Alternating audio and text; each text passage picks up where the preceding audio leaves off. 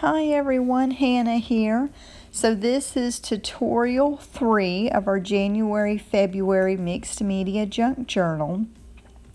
Now one of these pages I did not prep with gesso in the first video. So I'm going to go ahead and finish prepping the pages that I'm going to be embellishing and and sit each one aside to dry accordingly while I, finish up each page spread.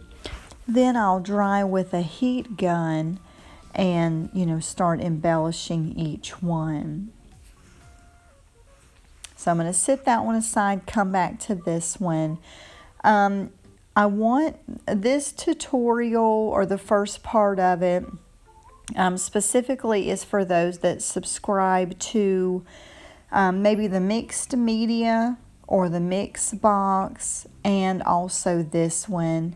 And so if you're wondering how to incorporate those mixed media products, the first part of this tutorial is for you to kind of help you inspire you, give you an idea. So I'm using the nude liquid acrylic paint first, and I like to use it like watercolor. It's very concentrated, and so you add some and then a little bit of water, and you just kind of keep going and get a feel for how dark you want your color. I like to do a lot of gradients or variations of, a little bit dark and then kind of go into a light. And so you'll see how on this page, how I like to do it. And I dry in between each layer. So this is the first layer that I'm doing, and I'm just really just playing around with it. I don't consider myself to be a watercolor artist. But I figure if you can mix paint with water, you can just kind of have at it. And, if you're scared at first, then, start off with just a little bit of paint and a lot of water, and the color will be very light. And then you can just keep adding to that and making it a little bit darker each time. So that's an option for you. But it really is fun. I absolutely love watercolor painting, and whenever we have that in our mixed media kits or mixed media junk journal kits, I really have fun with it. And what I thought I would do, I want to make it look like the stamping is a little bit in the background. So I've got my background of this paint. So then my stamping is going to be the middle ground, and then I'm going to come back with another color of paint as kind of my foreground. But it's all going to flow together pretty good, I think. I like the results, how it turned out, so, and I hope that you do too. And so I'm going to go ahead and dry the stamping some. I love Tim Holtz Distress Oxide inks. They are a lot of fun. You can do so much with them. So now what I'm coming back with is the Frozen Berries paint, again, that was received in the mixed media and the mix kits. And so this just gives an idea. If you don't have these particular colors of paint and you have some other ones, then you can use these for this tutorial. And I'm applying the same concept of add a little bit, get some water in there and add that.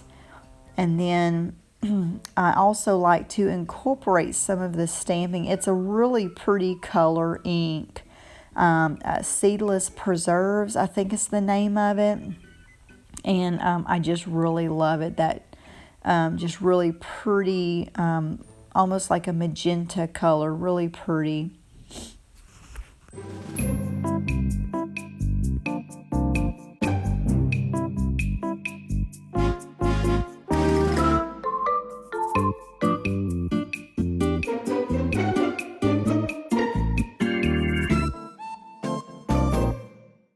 So I'm going to go ahead and dry this.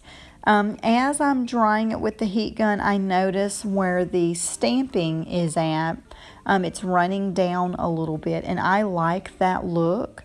So I'm working with that, and I'll tilt the page up and, you know, kind of heat it to where the liquid goes down a little bit, kind of runs, and I like that effect.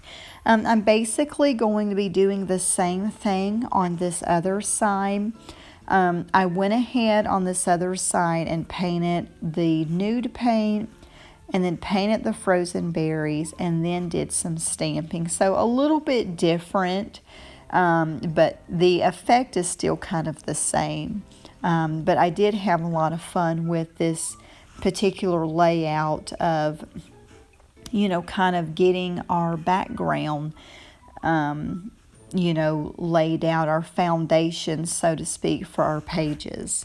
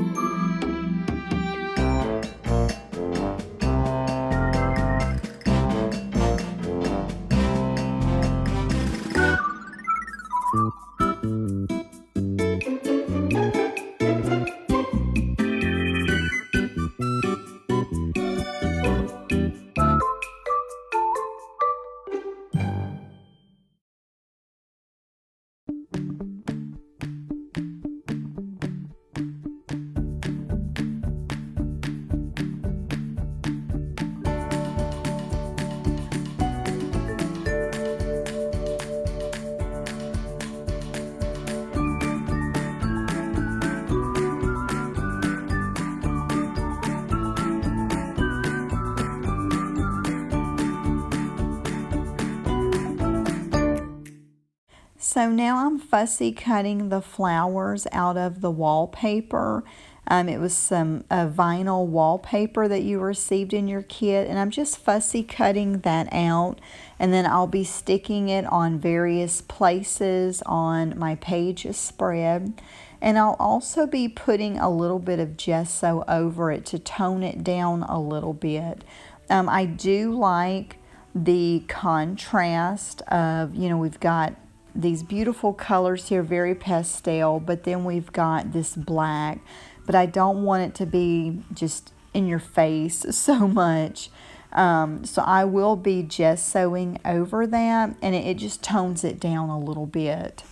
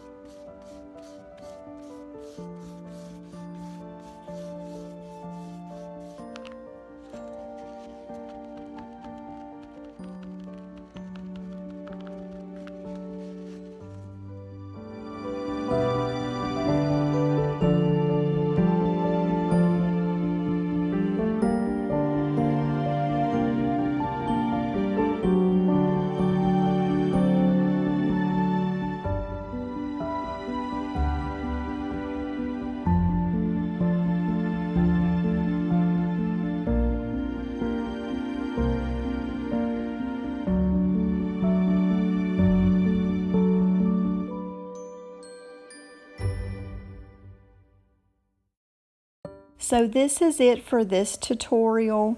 I'm finishing up with this rub-on transfer, and then I also will be prepping one of the pages with gesso, for later in the tutorial series. Might as well go ahead and get that out of the way, so when I get to it, I can just jump right in.